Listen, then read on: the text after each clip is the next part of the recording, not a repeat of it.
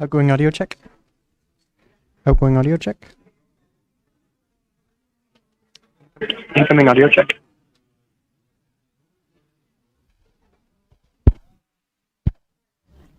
Outgoing audio check. Okay, it's just really quiet. We're good.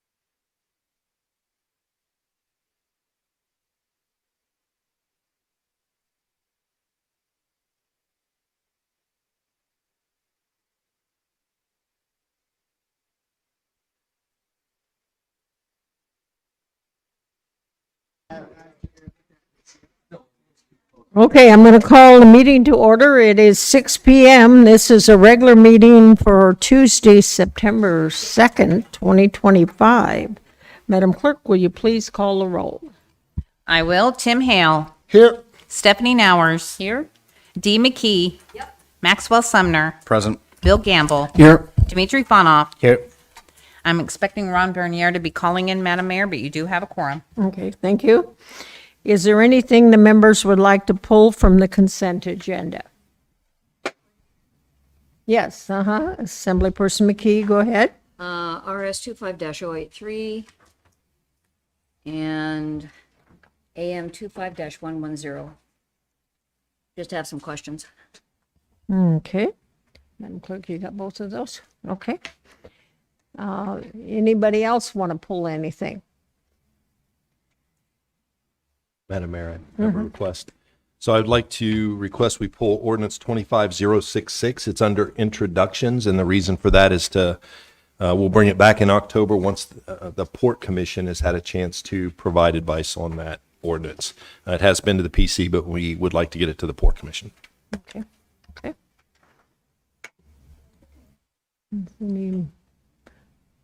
Assemblyperson McKee, are you still looking? Okay, all right, okay. Anybody else have anything they want to pull? Okay.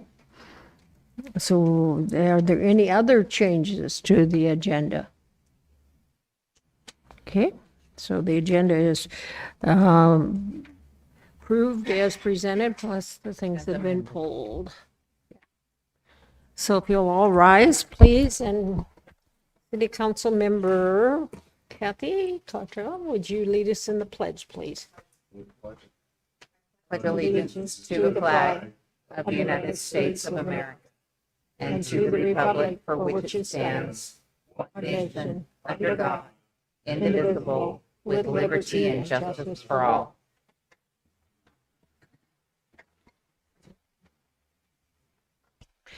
The next item on our agenda is the meeting minutes from preceding minutes. We have some from August 2nd.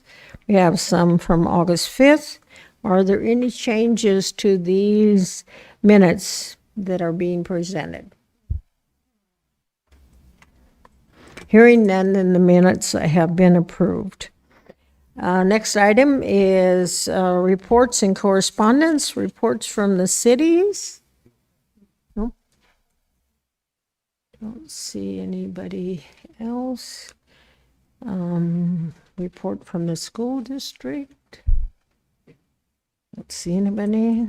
Report from the state. I don't see anybody. I do understand there has been a meeting of the Joint Assembly and School Board on issues. So who? Stephanie? Dee? What you need, lady? Tissue. Oh, okay. I could take two in case I need to. All right. Okay. Take a buff. Yeah. you're I definitely- just briefly, we did have a meeting of the school board and Assembly on School Issues, and we discussed the budget in light of the budget vetoes that were overridden, and then also discussed school intersections. Got some updates from the borough on traffic, including the Shaw School. And Ms. McKeel, add anything that I've forgotten, hopefully. Yeah, I just thought it was amazing. Dr. Turney was talking about the scholarship, the number of kids or percentage of kids that got scholarships this year. It was like 60. I can't remember what the actual exact number was, but it was a stunningly high number. I thought maybe I think we're going to get that packet from somebody. But anyway, it was amazing. So they did well. Okay. Bill, is there anything you would like to add? Were you at you attended the meeting, did you? I did, Okay. yeah, and Do it was a you great have anything meeting. It was basically just an update over most of the issues that we'd already covered in the past, and like Assemblymember McKee said, I mean, I hate to see the Matsu get lumped in with other areas of the state of Alaska that aren't doing as well academically as the Matsu borough is, and Dr. Trainey gave us some great updates on how well academically our students are doing, and it was a great meeting. Thank you. Are there any public relations reports that any of the assembly would like to do? Assembly person McKee, your light is still on. Okay, no problem. Any public relations reports from the assembly? Okay.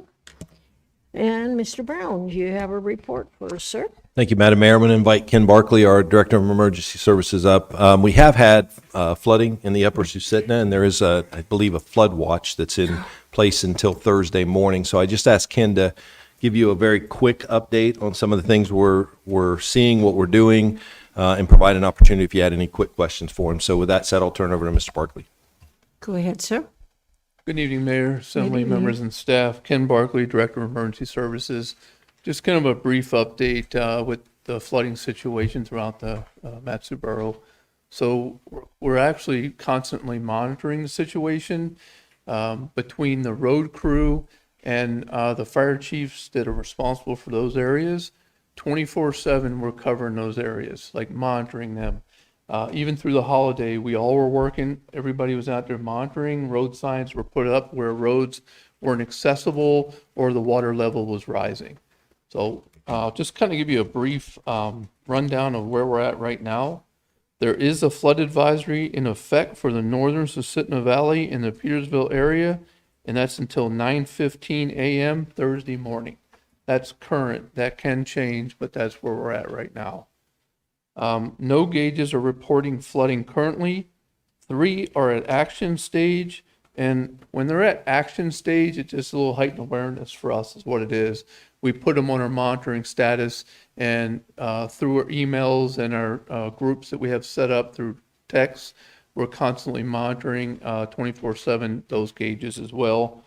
They are the Susitna and Sunshine and both of the Yetna gauges. Those are at action stage. Just a quick rundown. The Talkeetna River, near Talkeetna, it crested. The highest it crested so far was at 12.20 feet. Current level, it's gone down to 8.75 feet, and the flood stage is at 12.5. So it kind of gives you an idea. Everything that was peaking about 2 days ago has now come down. All of our gauges reported have come down. Now, that's not saying they're going to stay there. We are expecting rain throughout the next few days. We are in constant contact with the National Weather Service, and they've been very good, working around the clock as well, keeping us updated on the situation.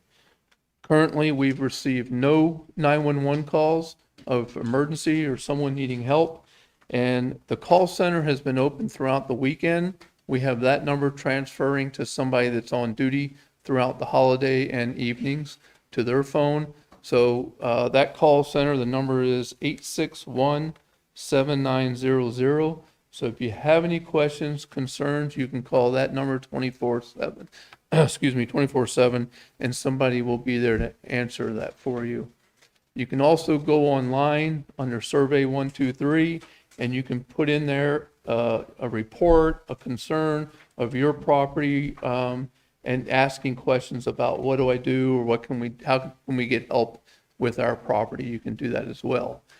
For the Yetna area, DOT is monitoring that. All the larger areas that are of concern are not within our purview. They're DOTs, and that includes down at the Cache Creek. I know that was a concern of Assemblymember Bernier. That again is DOT. They did flyovers. I believe it was yesterday. Might have been Sunday, but they did flyovers, and they're assessing the situation right now. So that's kind of where we're at. We've had no concerns, or at least no calls through our 911 system. Did you have a question, sir? Yeah. Ken, could you let everybody know what it means when the rivers hit the action level? So when we're at the action level, it's one before our flood level. So we have 3 different levels for the flood: minor, moderate, and severe. So that's how we kind of monitoring everything. So once we hit the action stage, that kind of is like an alert for us. The next stage is minor flooding. So that's kind of where our temperature is for those, and how we check and monitor those situations.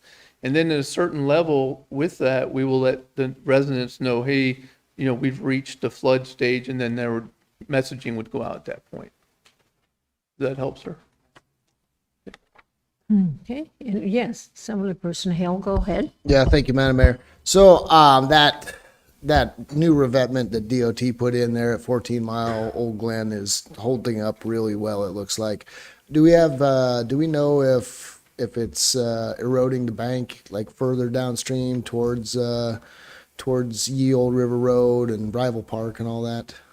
Through the mayor to Assemblymember Hale, we do know is a little bit of eroding out there, and I do know that DOT is out, or has been out there checking that, and they are formulating a plan for that area. Assemblyperson McKee. Yeah, just out of curiosity, can you do anything more about this other than just notifying people, or do you just start throwing sandbags at it, or what? It's just mostly warning folks? Through the mayor, Assemblymember McKee, right now, that's the level we're at, is notifying folks. If it gets worse, we can put in we can do evacuations, we can do shelter in place, or we can tell them that it's best to get out of that area now, which we have done with residents over the weekend. We had that at one of the state campgrounds. They got over 3 feet of water in the parking lot, and we went in, and all we can do is advise them to leave. Yeah, Most did not. that's kind of strange. Well, Any further questions of Ken? Okay, thank you, sir. Thank you. Any further report? No, okay. Mr. Attorney, report? Not much of a report. However, I do need to inform the Assembly, next meeting, there will be an executive session. I need to get you all up to speed on the MV-Susitna Ferry project. After 8 years of being dormant, we got some communication from FTA that we're going to need to respond to. So I'll brief the Assembly in executive session, bring you the whole history. Everybody who was involved in that entire ferry project is gone. So we'll get everybody up to speed, have a plan, talk with the manager a little bit, and we'll have to respond to FTA, but I'll brief you all next week or next meeting, so in 2 weeks. That's all I have. Okay.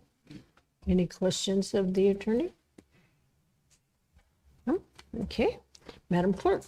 The clerk's report with the upcoming meeting schedule is in your red folder, along with next Tuesday's joint assembly school board meeting agenda. That meeting, just a reminder, is going to be over at the school district. And also, it has pertinent election dates on there, and that's all I have, Madam Mayor. Okay. Any questions of the clerk? Okay. The next item is citizens and other correspondence. Is there any comments from the assembly on the citizens and other correspondence? Okay, seeing and hearing none, then they have been accepted. Madam Clerk, for informational memorandums, please. IM 25-171, reporting conclusion of contract number 2497B with Dirt Works for a total contract amount of $774,908.62 for the Jupiter Avenue and Diana Avenue Road Improvement Project. IM 25-180, informing the Assembly of the manager's signature on 5 grant applications for the online with libraries grants through the Alaska State Library. IM 25-193, informing the Assembly that the Community Development Department has applied for a grant from the Matsu Trails and Parks Foundation for the Government Peak Recreation Area.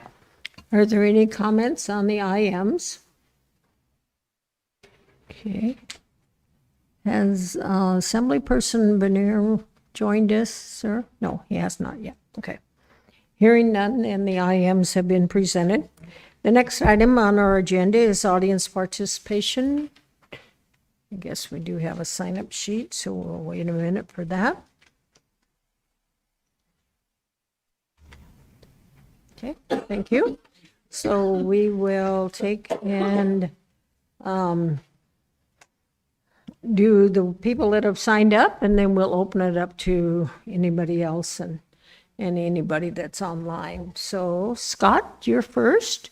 You want to, if you want to come up, the mic is already on. Just right where the mic is on. My name is Scott Lindblom. Yeah. I live in Plummer, and I'm going to let you guys know we work with Council on Disability Council in state of Alaska. Governor Sandra is cutting property tax across the state of Florida, and we need to work on our taxes here to cut our taxes as well, because I think the property tax is too high for most middle class people. We are working on the way to write a letter to Governor a way to cut sales tax down, so middle class who want to pay $18 a plate for cheeseburger, pre-made food, who want paid the sweet. If you have a funding resource, as it is federal transportation, Title 17, there is no state and federal legislation says you cannot add on a sales tax on gas and oil. Because that's saying to me that a lot of people, more you raise taxes, more will lose the business. And I've seen happening. And I hope we could do something as the valley. I went to Anchorage, Bobby tennis shoes. If they don't have sales tax or city tax to pay the shoes. That's interesting in state of Alaska, because most cities don't charge city tax on tennis shoes, but they don't tax on food. So this is something we need to work out how other city does, and how can we work our property tax go down.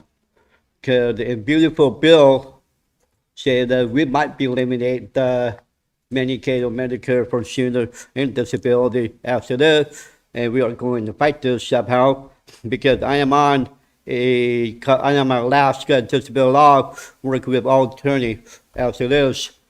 And we need a voucher program, Section 8 voucher program, help single parent to afford housing. Like you want to pay $1,800 a month for 1 bedroom apartment, or something. This is something we need to look into it.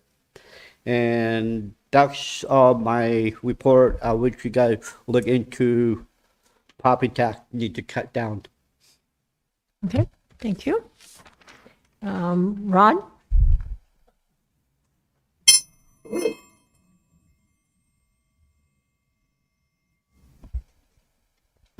Good evening, Madam Mayor and Assembly.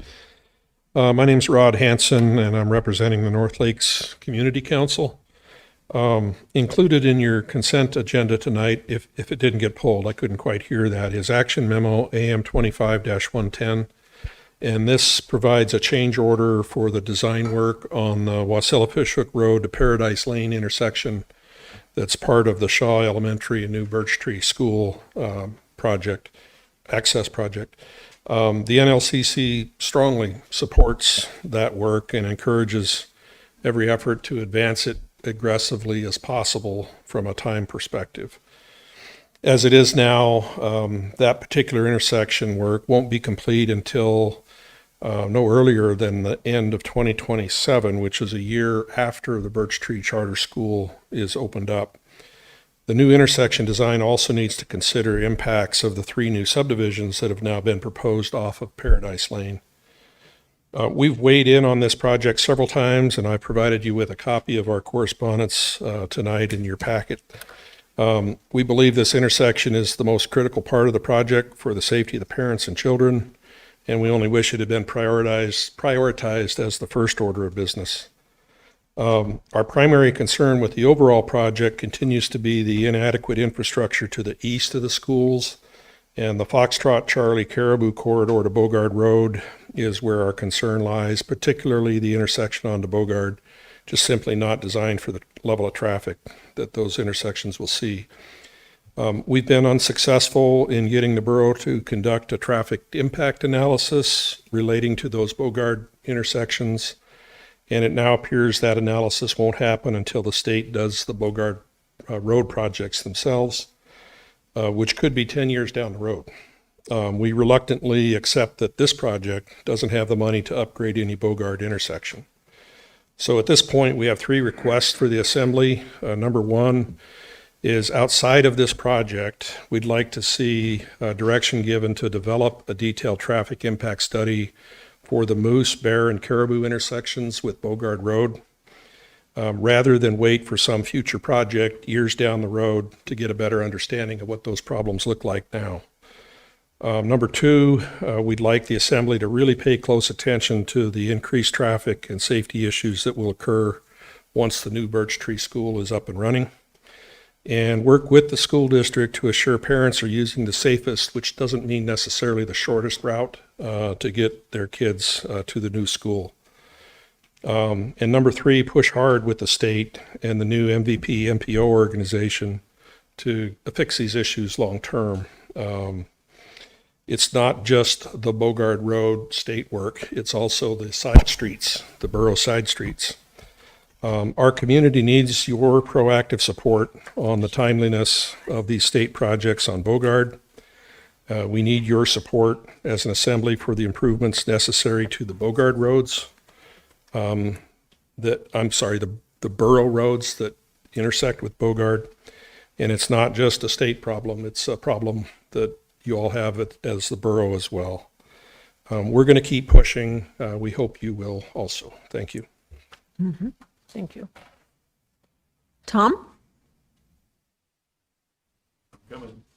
All righty. This might 3 minutes We're- start when I talk, or 3 weeks. No, we won't 3 weeks when it tell takes me you, to get up here to talk. until you say your name, then we will Tom? start the clock, so. Thank you. Tom Robertson. I'm back again in reference to removing all the voting booths in the public schools, all of them, even high school.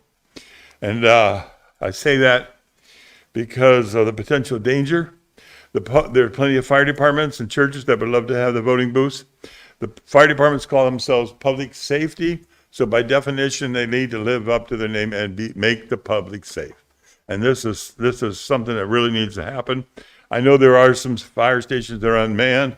I would go, when I was a fire department, I would go to the unmanned station and sit out there in a truck and wait all day long so people didn't park in front of the fire trucks. You got to do that. But we accommodated and it worked.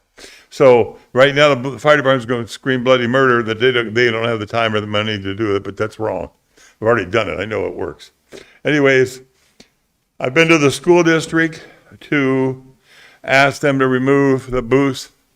They want to play political ping pong and say, "Whoa, it's not our building. It's the borough's building. You have to go back to the borough, and the borough, and it's back and forth. Nobody wants to take the ball or the responsibility." And so it's not an issue of just election day, because election day is primary and in general on different days. Sometimes the city and the state have different voting booths than the borough. So it's not that. Is you don't want to open the door to have these convicted felons on the premises. That's what started the whole thing. The state legislature allowed convicted felons to vote. And that opened the door to a whole can of worms. And you can't let that happen. It's asking for trouble. There's a Christian psychologist, and his name is M. Scott Peck. He wrote the book, A Road Less Traveled. But here's another book he wrote, The People of the Lie.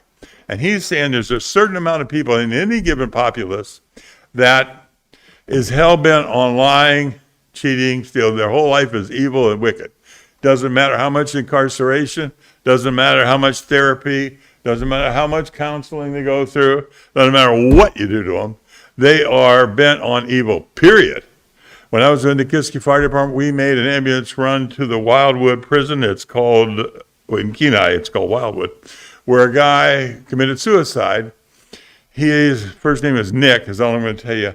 He committed suicide because he had such a compulsion of raping little girls. And he found out when he was there in jail that he'd raped a tiny little bitty infant girl. These guys' mindset is horribly wrong. We cannot let these people into the community schools.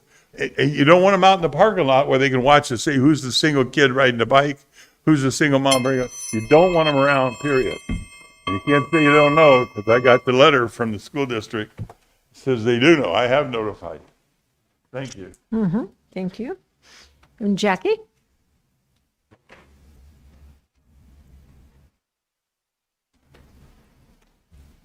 Mm-hmm.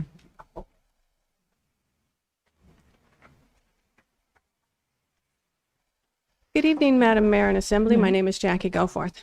I don't know if you've ever run across someone from the librarian or educator caste or caste, or however you want to explain that, but I'll tell you what they're like. They believe that they have the correct assessment of everything that happens in the world, and if anyone dares to challenge their stance, they are treated to a regimen designed to put them in their place as someone too ignorant to exist. My youngest daughter, has a master's degree in library science, and when we had a get-together last summer, it was raining. So they said, bring a raincoat. And I said, okay, I will. And she said, are you sure you know what one is, Mom? I'm not kidding. She was serious. That's what it's like to have someone from the librarian and educator caste after you. And that's why I say that that list I gave you last time was the equivalent of being called the deplorable. They were making fun of us, but we're just too stupid to know it.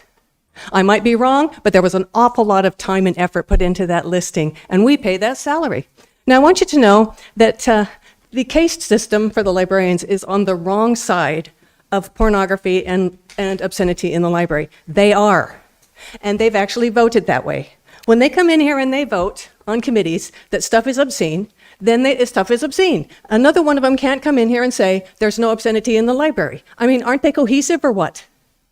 They've already proved that it's in there. Now, the other thing is, the American Library Association, which tried to let children on the internet to research porn, up until 2003, when they were sued by the United States and lost, they actually allowed that. Okay, the American Library Association has been removed from, I believe it's 19 states and counting. And this is the one from South Carolina.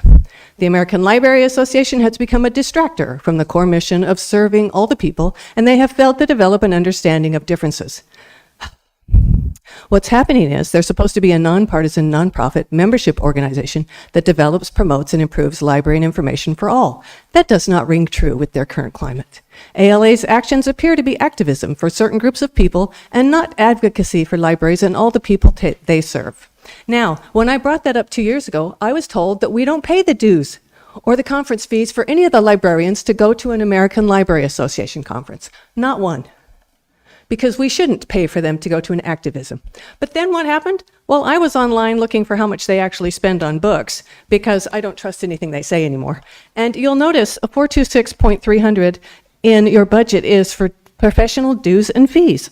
We spend $5,590, the borough residents do, to send librarians and pay for their dues and fees to professional organizations? Well, I put a FOIA request in because I want to know what professional dues and fees we're paying for, because I was told, and you were told, that we don't pay that. Well, what is it? I would really like to trust the librarians and educator case. I really would. But I'm out of time. Thank you so much for listening. Thank you. Linda?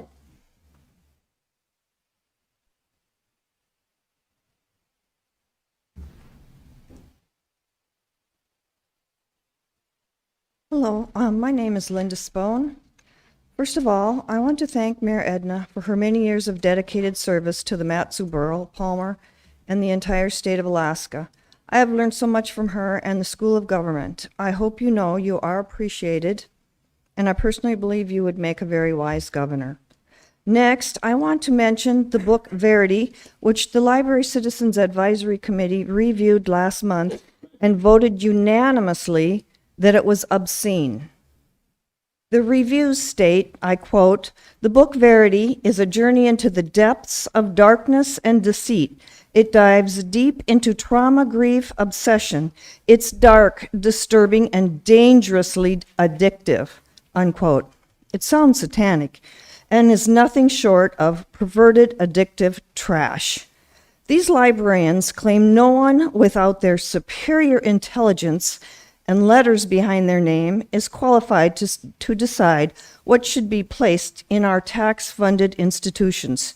Don't you wonder what kind of college degree it takes to pick out a book like Verity? It will be interesting what the final decision is on Verity, that evil, vulgar, filthy, obscene book. The book is so vile it should never have been published, and shame on the publisher for doing so. Double shame on our librarians for shelving Verity, something so worthless in our taxpayer-funded libraries. I would like to hear this book and many other obscene books are slated to be removed from our taxpayer-funded libraries, never to be purchased in our hard-earned funds, with our hard-earned funds again. The misuse of our money is why I am against a 7 cents a gallon gas tax for the Mat-Su Borough. I am against any increase in taxes or the mill rate until our funds are spent more responsibly. We need more than beautiful buildings to make a successful community. We need law, order, morals within our government institutions. We need safe, decent, well-maintained roads. But above all, we need to protect the children of our community. Please. May God bless and protect the Mat-Su Borough through Christ Jesus, our Lord and Savior. Thank you. Thank you. Anyone else that's in the audience that would like to address the assembly? Okay, I see no one. Do we have anybody online? We do not have anybody online. One last chance, anybody that hasn't said anything? Okay. So with that, I'll close audience participation. And Madam Clerk? Ordinance 25091, an ordinance naming the Big Lake facility, the Big Lake Lions Recreation Center. If you're on the phone and would like to speak to this, press *3. Okay, I'm going to go ahead and open the public hearing for ordinance. Do we have a sign-up sheet? Or I guess not. Okay. So regarding ordinance 25-091, anyone is welcome to testify for 3 minutes to the assembly regarding this ordinance.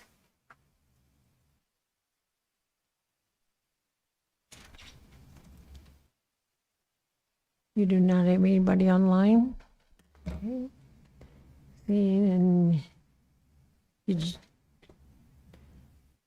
okay, seeing no one, then I'm going to close audience participation for the public hearing for ordinance 25-091 and Assembly Person Gamble. Thank you, Madam Mayor. I move to adopt ordinance 25-091 and would like to speak to it. Sure, go ahead, sir.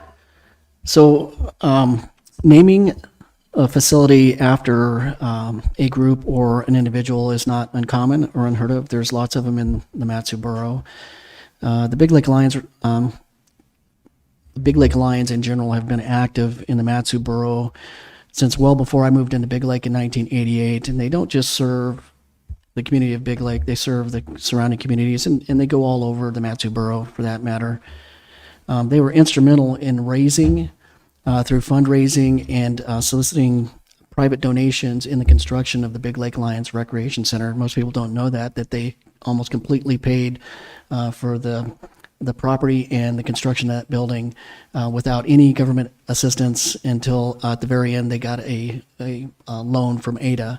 It wasn't given to them, it wasn't a grant, it was a loan from ADA to complete the construction of the building. And since then, for 15 years, they have run that facility and opened it up, not just for the community of Big Lake, but for all the communities surrounding Big Lake and the borough in general, and even out of the borough for statewide wrestling tournaments and gun shows. And they've just been extremely active in the Matsu Borough. And like I said, for 15 years, they've been instrumental in making that facility what it is today. And so I think it's very appropriate that it's named after them, just like so many other facilities in the Matsu Borough are named after the people that have been instrumental in making the Matsu Borough what it is today. Thank you. Further discussion on the motion to adopt ordinance 25-091. Is Deputy Mayor, and he's not, okay. Is there any objection to ordinance 25-091? Okay, seeing and hearing no objection, then the legislation passes. Madam Clerk. Ordinance 25094, an ordinance reappropriating national opioid settlement funding totaling $21,000 for the Department of Emergency Services Peer Support Training Program with accompanying resolution 2580, a resolution approving the scope of work and budget for the Department of Emergency Services Peer Support Training Program. If you're on the phone and would like to speak to this, press *3. Yes, lady, go ahead. Through the mayor to the assembly, Cheyenne Heindel, finance director. Before you is a reappropriation of $21,000 from opioid settlement funding. This for peer support training. It was discovered as we were working through a grant application with Matsu Health Foundation that DES was applying for a grant to help them with opioid peer support specifically. Upon reviewing that application, we determined and we talked about it with the manager and with DES that appropriate source of funding for this might be the opioid settlement, and had them apply for the grant. The grant was applied through our Amplifund system. It was graded. It was applied to all the same standards that outside agencies were applied to for opioid funding. And at this time, we would like to move that money and award them the $21,000. Questions of staff? Okay, thank you, ma'am. I'm going to go ahead and open the public hearing on ordinance 25-094 and resolution 25-080. We don't have a sign-up sheet. Anyone that would like to testify on this ordinance and resolution? Seeing no one, we do not have anybody online. Okay, Assemblyperson Hale. Madam Mayor, I move to adopt ordinance 25-094 with accompanying resolution 25-080. Okay. Discussion by the Assembly on the ordinance and resolution. Is there any objection to the legislation passing? Okay, seeing and hearing none, then the legislation passes. We are now up to the next audience participation. We don't have a sign-up sheet either. So anybody that didn't testify under the first audience participation. If you'd like to testify under this one, you may. Do we have anybody online, sir? We do not. Nobody's moving, so close audience participation. We're now at the consent agenda, and I know we pulled some things, but is there anything else the assembly would like to pull?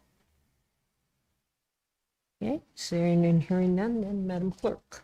AM 25106, an approval of change order number 5 for contract 24157B with Orion Construction to add $50,490.36 to relocate the X-ray machine, install a wet table, and relocate the water tanks for the animal care upgrades project.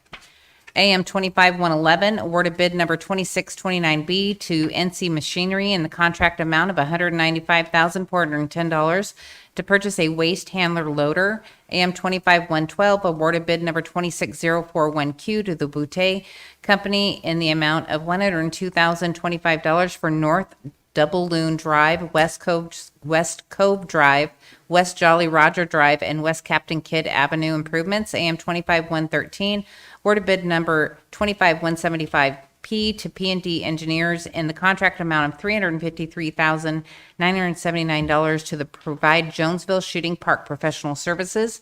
AM 25114, approval of election officials for the November 4th, 2025 regular borough election.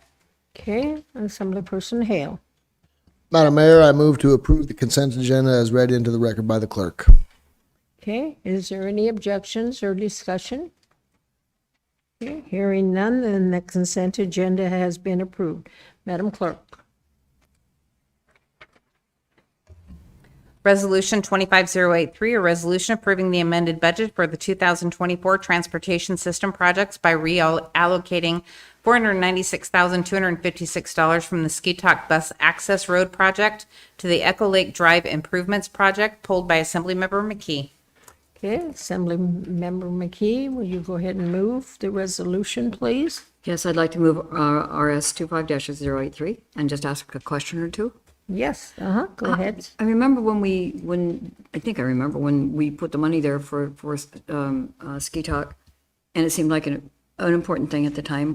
What goes into the decisions to change one to another? I'm just curious how that works. Yeah. Mr. Manager, go ahead. Through the mayor to Ms. McKee. So this project was completed. And if you recall from the last budget cycle, we elected to put a $500,000 appropriation before the assembly and build it into our budget so that we would not have to use bond funds to complete the project, primarily because, number one, it's occurring outside of our control. Ski Talk completed the construction.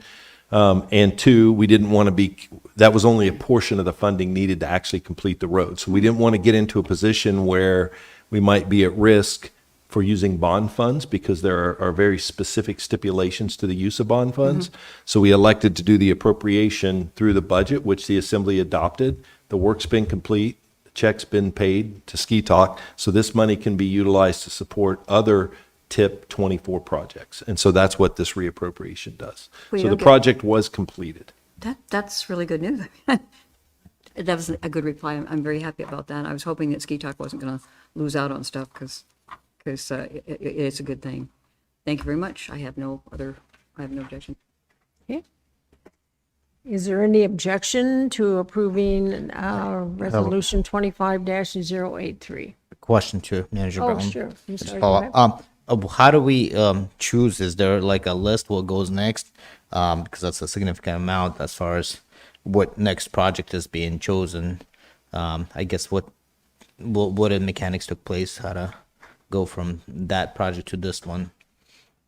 So through the mayor, if I understand the question correctly, then you're asking why appropriate to this project and not others that were on TIP 24? Is that? Yeah, specifically by this one. Yes. So Public Works evaluates the scope and their estimates for each project and tries to determine where there might be a need for additional funds to complete the scope that was anticipated with the bond. So this is their analysis essentially of where the money would be most needed project-wise within that TIP 24 proposition.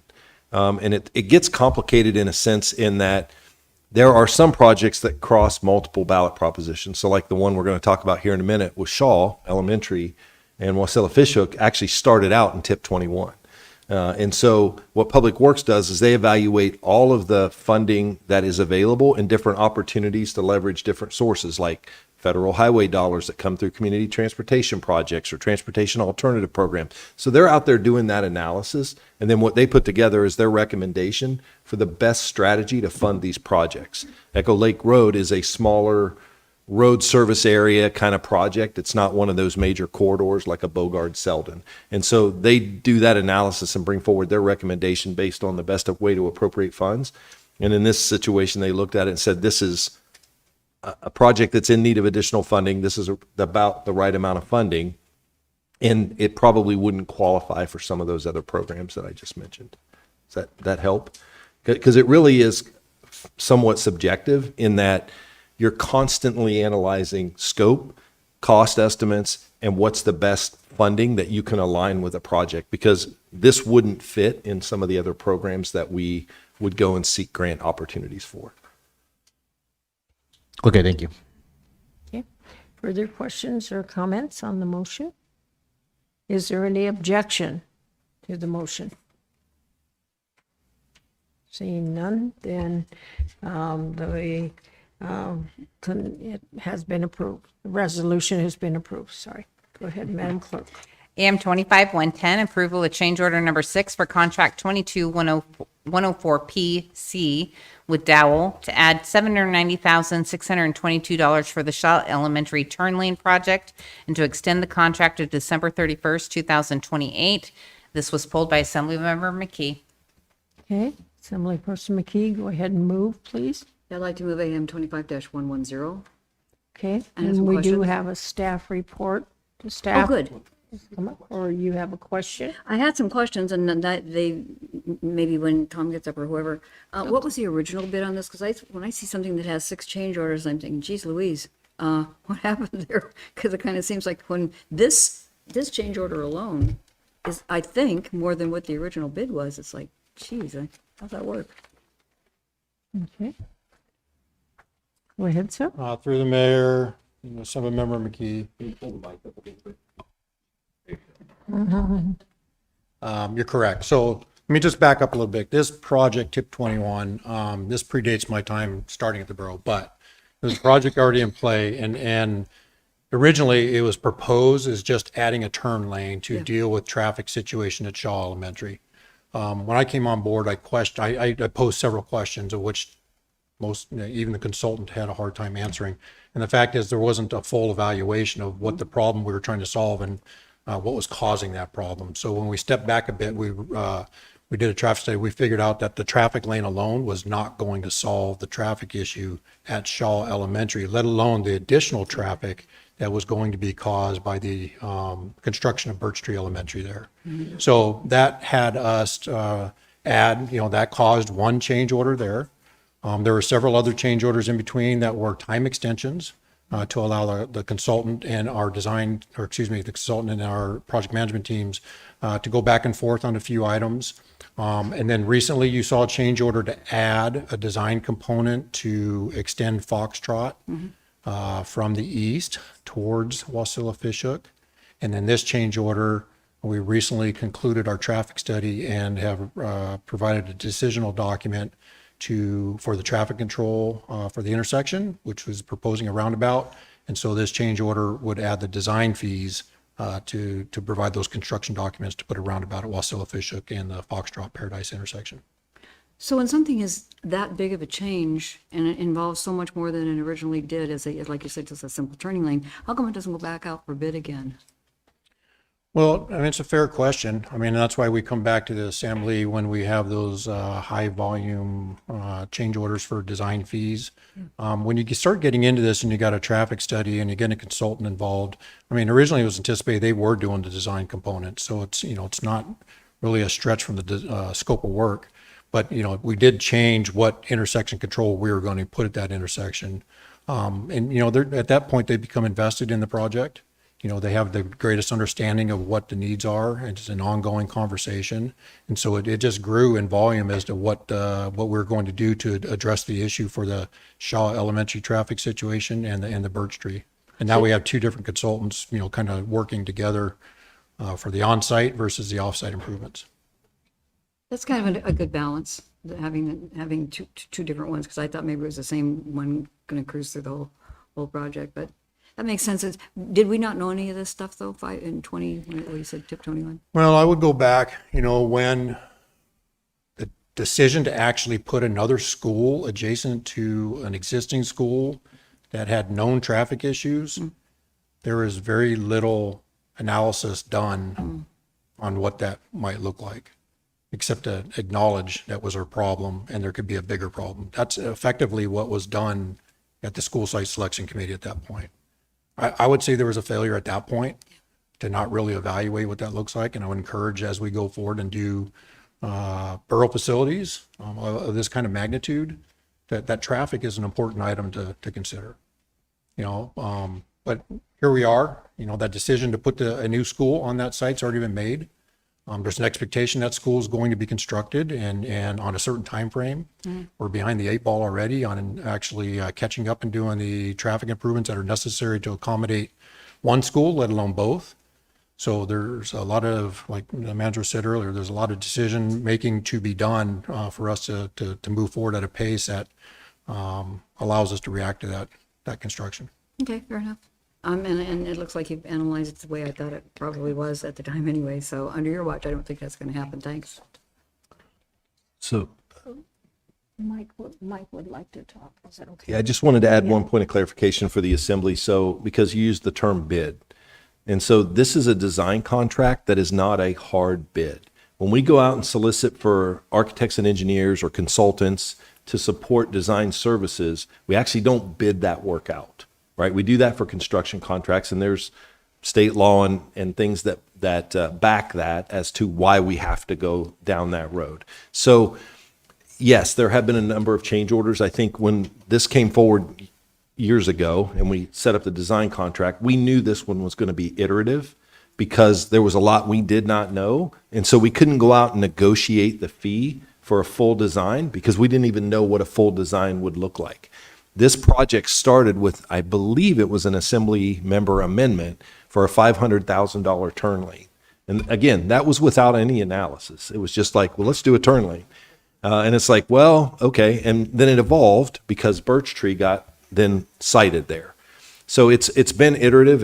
At this point, like we knew there was a traffic problem before Birch Tree got cited. So we were already in the process of working through how to solve that. The question was, like Tom said, what's the problem we're trying to solve and what's going to get us there?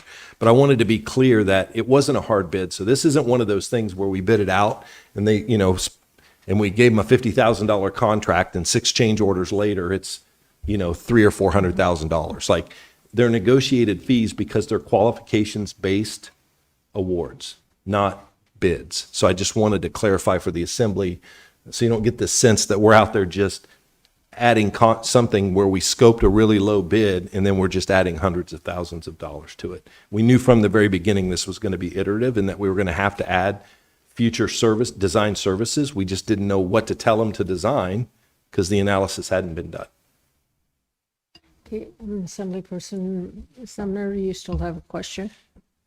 Yeah, I was just, could you summarize what went into the decision to do a roundabout instead of a stoplight? Yeah.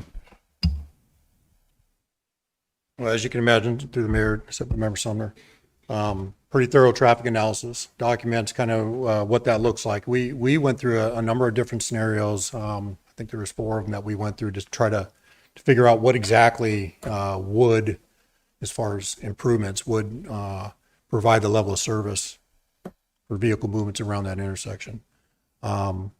Extension of the roadway. We brought in another roadway. Tanis is a right-of-way corridor that's north of the Paradise Foxtrot roadway. We just looked at a number of different things. And so when you evaluate a signalized intersection and a roundabout, our traffic engineers take a look at that and they, level of service, that's a term we use quite often in traffic engineering. What we decided or determined is that in the AM peak hour, the signalized intersection performed less. It did a poor job at handling the AM arriving peak traffic than a roundabout did. I don't know how much you guys want to, level of service D versus level of service C at a roundabout. In the PM peak hour, they both performed with this, an equivalent level of service. And so we took a look at those things. The capital cost for a signalized intersection versus a roundabout. Signalized intersection was about $500,000 more, 3.8 to 3.3, something like that. Ongoing maintenance costs are greater for a signalized intersection because you have, lights, you got power, you got those kind of maintenance costs. And then, quite honestly, we're working in a DOT right away. And so we're having to work with them in order to get this intersection improvements approved. And DOT has a roundabout first policy. They have a number of different reasons for that. So when all those things kind of went in the bucket, roundabout, and working with DOT, roundabout was the preferred alternative to move forward with. Hello, sir. Yeah. This isn't a mini roundabout like Bogart Selden. This is like a full size one, right? I wouldn't put my name on a mini roundabout. Assemblyperson Hours. Thank you, and thank you to Ms. McKee for pulling this. I would have anyways on the same basis that you have a $400,000 contract that's now 1.2 million or somewhere around there. I think to your question about couldn't we have seen this coming, I think part of this is an outgrowth of our resistance up here to planning. And so we end up with subdivisions where we don't have mechanisms for really accounting for the traffic that flows from those subdivisions. We account for the roads in the subdivisions, but then the outgrowth, and then we end up in situations like this where we're scrambling to site a school and then figure out the intersection, and we know we're going to be creating a potentially dangerous situation where we don't have the intersection fixed for at least a year until after the school starts, and we have 400 kids. And so I think a little bit, yeah, we can see this stuff coming towards us, and maybe we could do more up here to try to help get ahead of that instead of trying to play catch up. And I'm not a believer that we can totally get ahead of the growth that we've had, but I think there are some things that we could do to do more so we don't end up with the subdivisions. And we're making headroads. I mean, this is an effort to do that, to scramble and get this in place. And the camp, the Bogard intersections is another way to try to catch up with that. I guess what I wondered about is a couple things. There was a mention of 3 additional subdivisions going in. Do we have any idea how many additional houses we're talking about in those subdivisions potentially, or duplexes or multiplexes or whatever it's going to be? Through the mayor, so member Hours. So to answer the back question first, I mean, Alex could probably answer this better than I can as far as, there is no requirement to identify the type of development. So, but right now, I don't think they've officially made application. They come in and talk with the borough about what those might look like. One of them actually had a real, drawn out plat look, and the other one is more of a sketch. But, if I had to, it was about 65 lots altogether, somewhere in that neighborhood. You had a pretty large subdivision that was being proposed off to the west side of Shaw Elementary. There's a large undeveloped tract there, and immediately north of the Birch Tree Elementary, there's another subdivision there. I think that had 17 lots. And then there's a small triangle of land at the northeast corner of the intersection, three larger lots that were being proposed. And follow up? Sure. Do you know, are we able and doing discussions with the developer to work through what could be already a bad traffic situation, to figure out a solution? I think there was a comment from the North Lakes about connecting to Paradise, and that could cause additional congestion. So are we able to work with the developer on that to alleviate as much as possible? Again, through the mayor. So yes, we have been talking with the developers. And in fact, in one case, a developer that was potentially going to acquire this land came and talked with our staff and learned about what our improvements look like, what restrictions access to our improvements might look like, and actually decided not to move forward that development. But we met with the follow-up a gentleman that was looking to acquire that land, sat down with him and told him the same thing.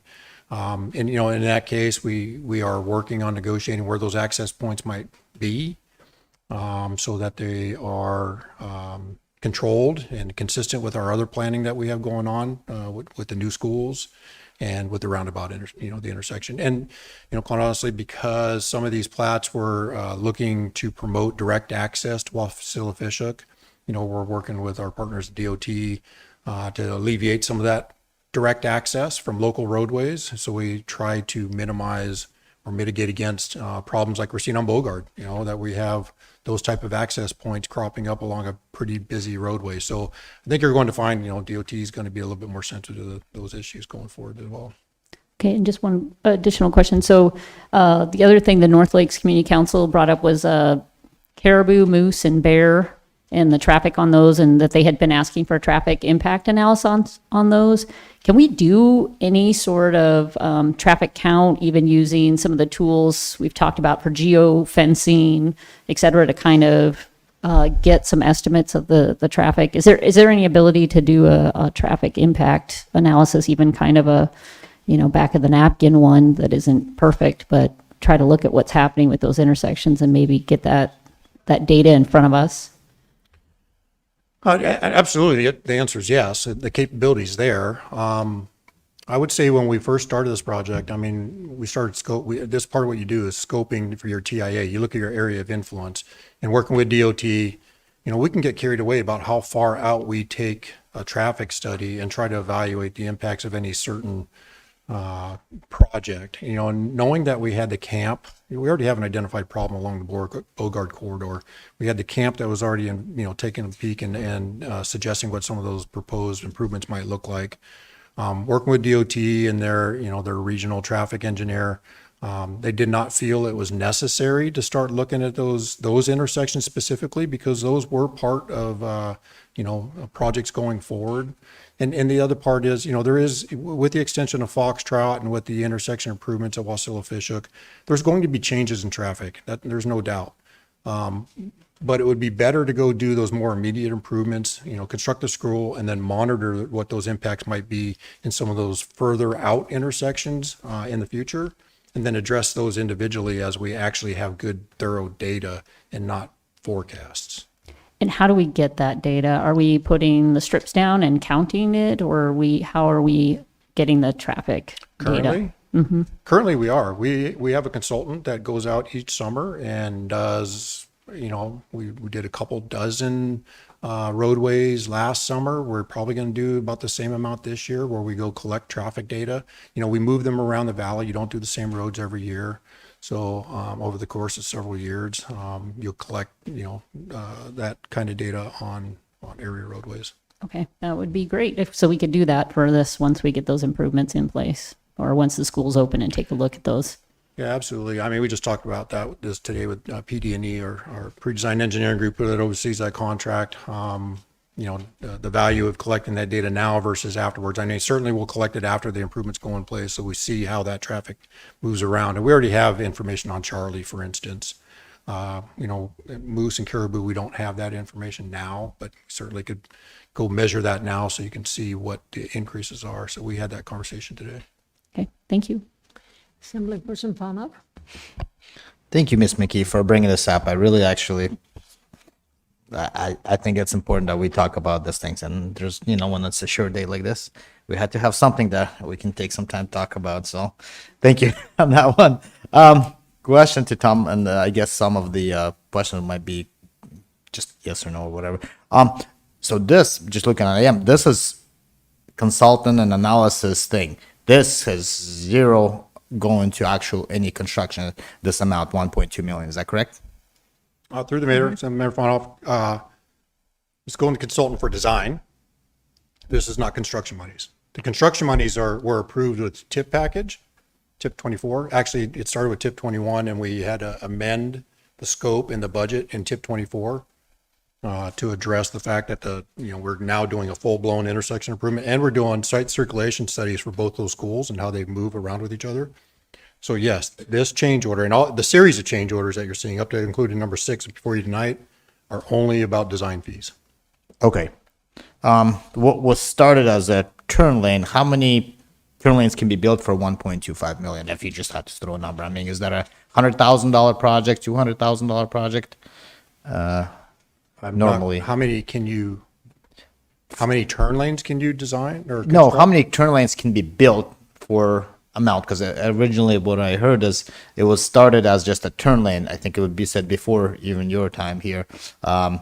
Is it a turn lane up? So right now we're about to approve additional increase for what originally was just gonna be turn lane to raise the total to 1.25 million, and we still don't have a turn lane at that intersection. We won't even have the completion of this till 2028. Is that my correct timeline here? Well, that's what I'm saying? trying to say. I mean, first of all, when we look at this, again, we could go build a turn lane.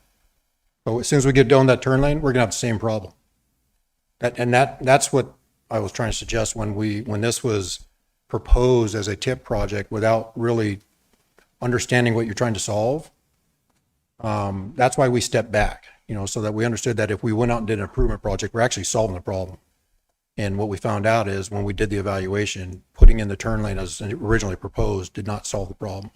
So no matter how much we paid for, a lane for $250,000, let's say, to go and do a turn lane, we can go spend $250,000, but it's just $250,000 invested into the same problem.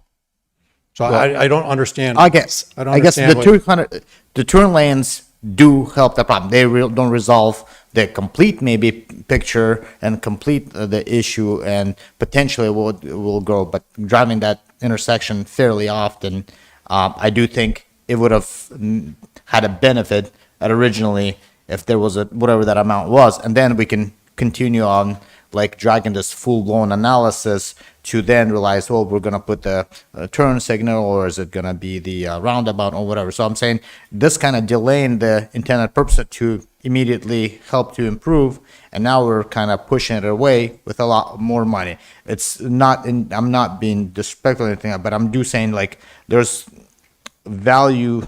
I guess that's a lot of money for the design and the construction. That's just my thing.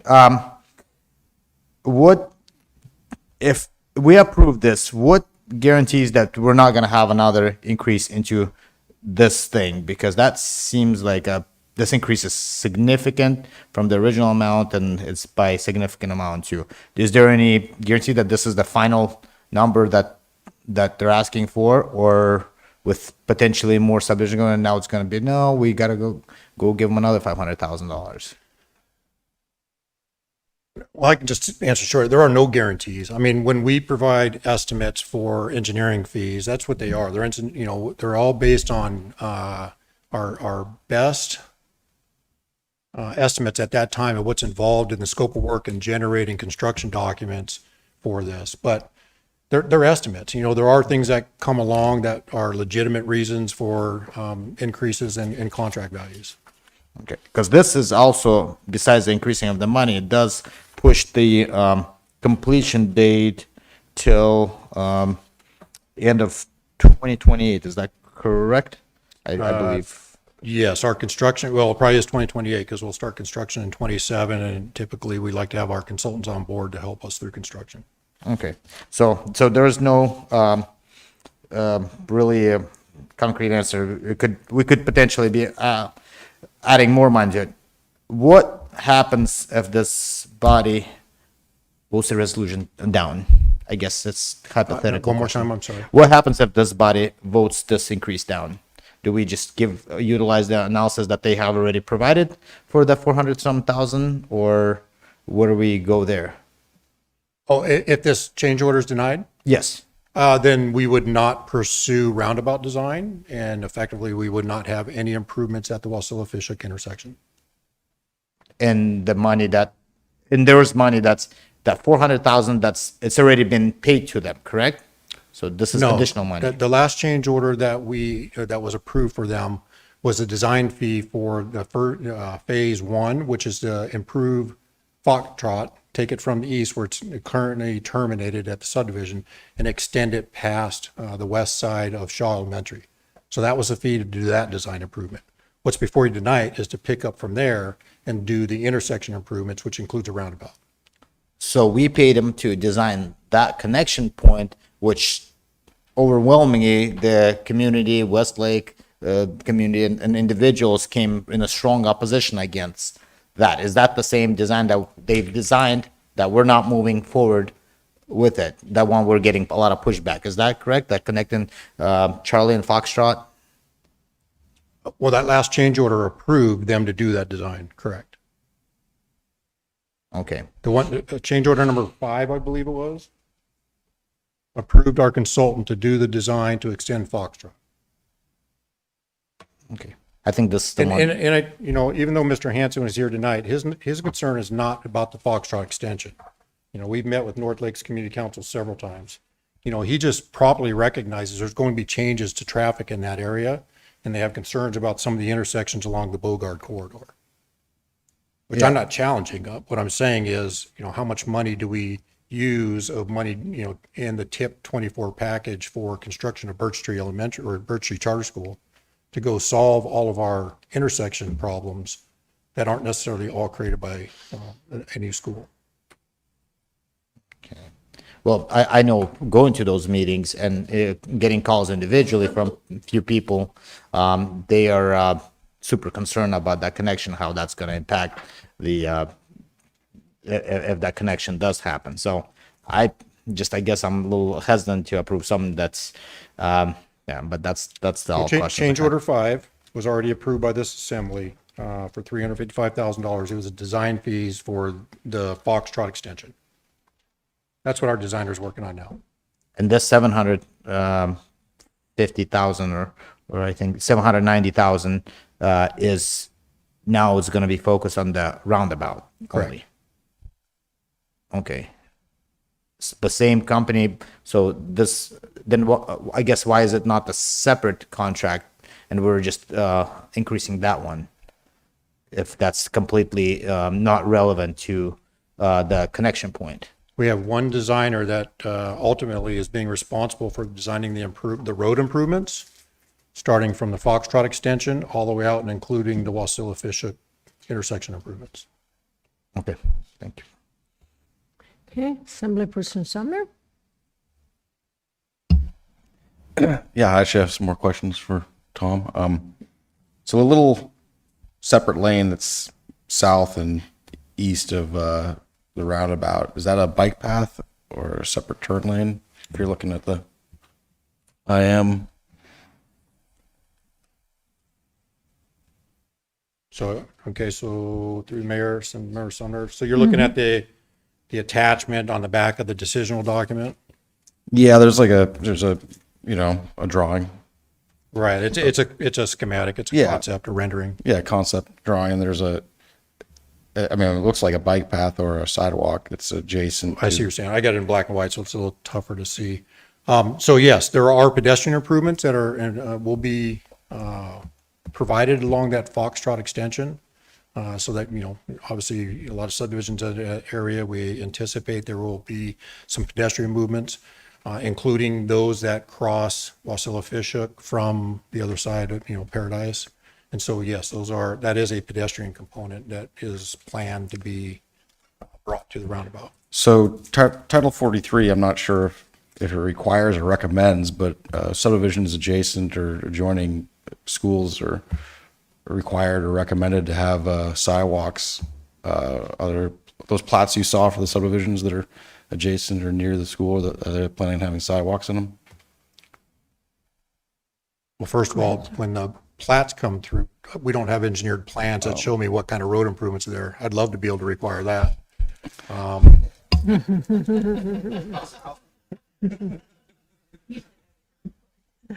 So to answer your question, no, first of all, they're preliminary. They haven't been, you know, filed for action yet. But even then, they would not come forward with that kind of information that allow me to know what kind of improvements they're promoting. Typically, they would just be the minimum amount of road improvements. They wouldn't have necessarily a sidewalk there. In this case, we're building a sidewalk in the Foxtrot corridor.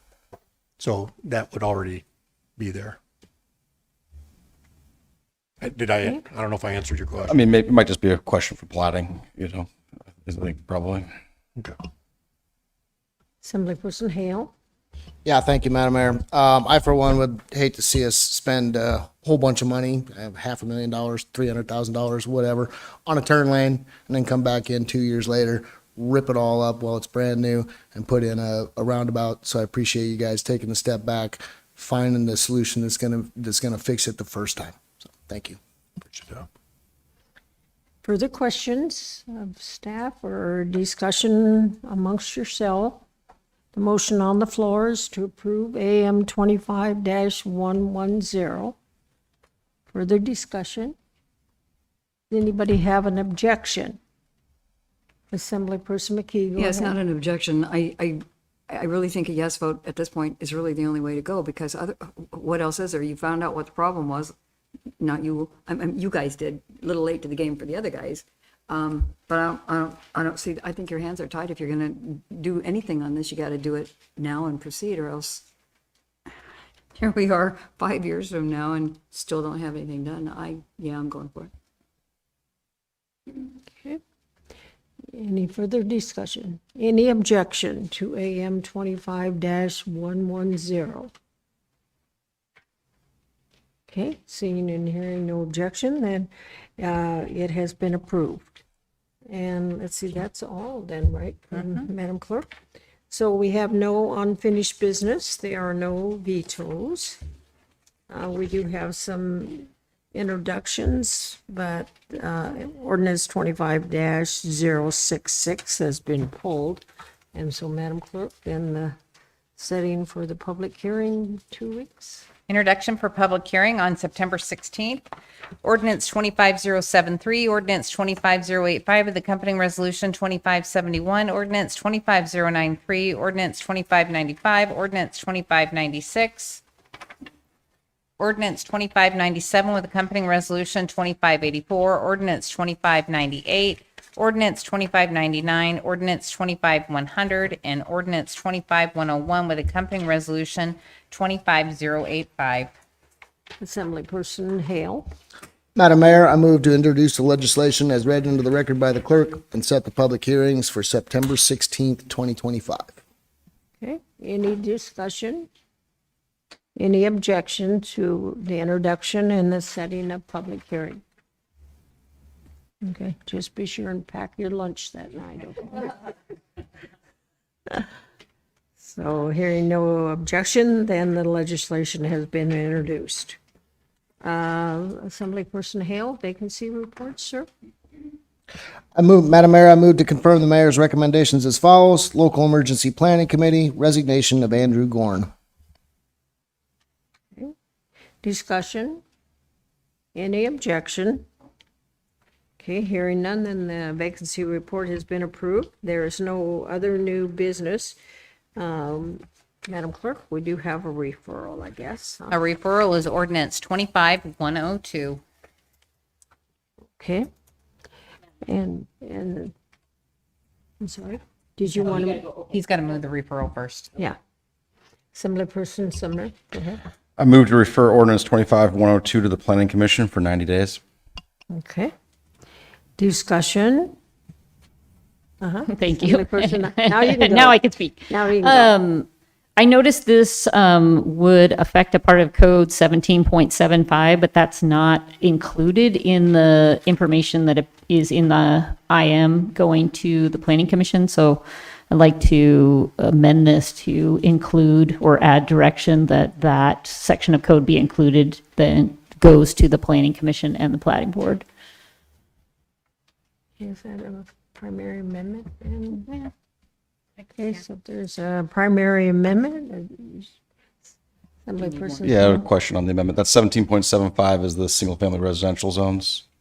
17.75 is the single-family residential land districts, and this legislation would allow people who want to, developers who want to do that, to build to 30,000 square feet. So it would add an additional sort of requirement under that part of code, but it wasn't included in the informational packet going. I mean, I don't think it amends 17.75, but I agree that it should be since it's referenced, it should be included in the packet. Okay, so there's a primary amendment to add that section of code to ordinance 25-102, discussion on that addition. Is there any objection to adding that addition? Okay, hearing no objection, then that amendment's been passed. So now we have before us ordinance 25-102 as amended. Discussion. Any objection to the referral for 90 days? Seeing no objection, then the legislation has been referred as amended. There are no reconsiderations, and now it's time for Mayor, Assembly, and staff comments. Assemblyperson Fanov, parting comments, sir? No? No. Assemblyperson Gamble, parting comment? Yeah, I would just like to comment that when we start planning schools and borough facilities in the future, that we're getting so densely populated that we probably should make sure that there is a traffic study done whenever we go forward with new buildings. I can't believe that we didn't do one with this. It seemed like a no-brainer to me. Thank you. Okay. Assemblyperson Sumner, parting comments? I have no comments. Thank you. Okay. Madam Clerk, parting comments? I just wanted to note to the assembly, we did have somebody come up and say about precincts in schools. Precinct locations are picked by the State of Alaska Division of Elections. They are not picked by the Mat-Su Borough. I did get in hold of the school district earlier this year because last year when we were with the state, they closed the schools down and had a working day for the teachers that day. They are not doing that for years. It's just the Mat-Su Borough election. They're going to go ahead and hold schools. So we will get back with them again, maybe in next January, to make sure that they're going to close down the schools again when we're with the state and it's really busy. Okay. Any question? Mr. Manager, parting comments? Thank you, Madam Mayor. I do have 6 updates for the assembly tonight. They're short. I do have 6. I'm not kidding about that part. So I just want to notify the assembly that we are changing healthcare brokers. If you have questions about that, get with me and I can give you more details. It's really an administrative decision, but just wanted to put that on your radar that we are moving forward with a different broker that will advise us on our employee health plan. So just wanted to call that to your attention because I think some of you may be interested in that. Number 2 is the American Charter School groundbreaking is this Thursday. So in your red folder is this flyer for you to take with you. That's Thursday at 1 p.m. That's going to be just north of the Selden Church intersection, where you will gain access to the property, and we will do an old school groundbreaking for that school. So we expect, just wanted to call that to your attention so that you have the opportunity to attend that if you'd like to do so. Number 3 is the Big Lake Rec Center grand reopening is next week on September 12th, starting at 3 o'clock in the afternoon. Just wanted to call that to your attention if you want to join us in Big Lake. It's going to be kind of a community info fair, civic fair kind of thing. So there'll be a lot of different groups represented there providing information to the community. I hear there'll be hot dogs. That's what's most inviting to me, frankly, because I hear that Houston Hawks will be participating in that since it has been and is their home rink. So that should be fun and a good time. Number 4, I just wanted to make you aware of this. No action required, no issue to resolve or anything to do with this. But it was kind of something that was news to me. It turns out the borough actually owns the land that the Alaska Job Corps Center sits on. And we do that through a long-term lease with the federal government, and then they contract out the services to run the Job Corps from the Department of Labor to the contractor. And so obviously with a lot of the defunding of Job Corps centers and that type of conversation, we're just kind of watching that to see what that could look like in the future. Because as it turns out, the borough constructed that campus by using a federal grant. That was news to me. I did not realize that we owned that land. The mayor did because she's got some insight into that. She used to work there years ago. But I just wanted to make the assembly aware of that. It's something we're going to be watching, and we'll see where that goes. Right now, we're told they're funded for another year. Beyond that, we don't know. Number 5, Willow Wall Community Cleanup. I know a couple of assembly members are already aware of this, but we planning are working on a pretty large-scale cleanup for that community from September 11th, 12th, and 13th. So that'll be next week. We're expecting pretty good volunteer turnout from what I'm hearing. We'll get information out, probably do a press release later this week or next week, but expect that to be a large community cleanup event over those 3 days. So if you're interested in attending and getting some insights into kind of what that community cleanup program's doing, you're certainly welcome to stop by or give Jason Ortiz a call. You can get more information on what that's going to look like. And then lastly, the fuel excise tax open houses, another flyer in your red folder. These are the 6 events that are currently scheduled and being advertised to take the fuel excise tax on the road. So we're going to go to 6 different locations across the borough and have conversations. It's really meant to be kind of an open house question and answer forum. It's not going to be like this where people come up and testify 3 minutes and tell you what they think about it. It's really meant to just provide information in advance of the election in November. That is all, Madam Mayor. Thank you. Okay.